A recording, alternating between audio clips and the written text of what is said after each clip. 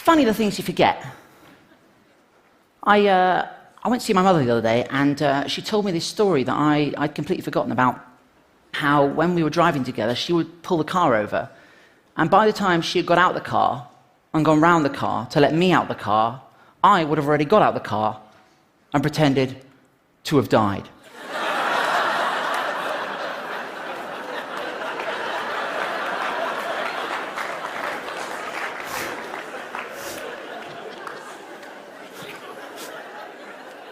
Because that's how you die. And I remembered that was a game I used to play with myself to entertain myself whenever I was bored or frustrated. Settle down. People say we live in an age of information overload, right? I don't know about that, but I just know that I get too many marketing emails. I got a marketing email from a supermarket firm, which will remain nameless for predominantly legal reasons, but which I'm going to call Safe Mart. I got an email from them, and it went like this. It said, just 3 weeks until Safe Mart at King's Cross opens. And I resented this, because not only do I not remember signing up to that, but I resent the fact that they appear to think that I should be excited about a shop opening. So what I did is I scrolled down to the bottom of the email, and I pressed unsubscribe. And I thought that'd be the end of it. But a week later, I got another one that said, just 2 weeks until Safe Mart at King's Cross opens. And I thought, well, obviously I haven't clicked hard enough, right? So I tried it again, right? Lo and behold, a week passes, you guessed it, just 1 week until Safe Mart at King's Cross opens. And here's the problem. The internet gave us access to everything, but it also gave everything access to us. You know, I think, right, it's hard enough to discriminate between the things that genuinely matter in this world and, you know, the minutiae of life without having emails about supermarket chains and Candy Crush Saga. And I was really annoyed with them, and I thought, okay, I was about to write a strongly worded email, which I can do quite well. And I thought, no, I'm going to find the game. So I replied to it, and I said, I literally cannot wait. What do you need from me? They got back to me, this guy called Dan said, hi James, I've asked a colleague to help me with your query. Like it needs help. I said, what's the plan, Dan? I'm thinking fireworks, bouncy castle. I'm not sure what you mean.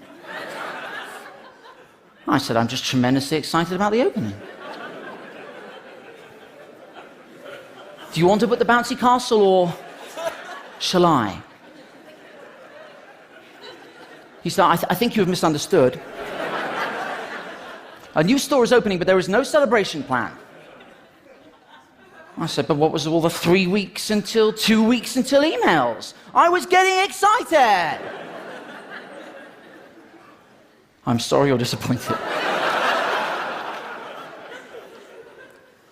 I said, not to worry. Let's do something anyway.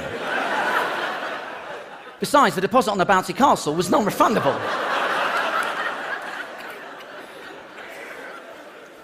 If we don't use it, we're out a few £100, Dan. He said, Mr. Veach, I'm not responsible for anything you have ordered.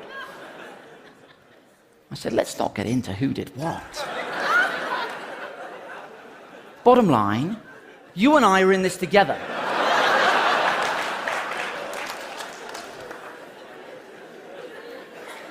Question, would you be there to make sure people take their shoes off?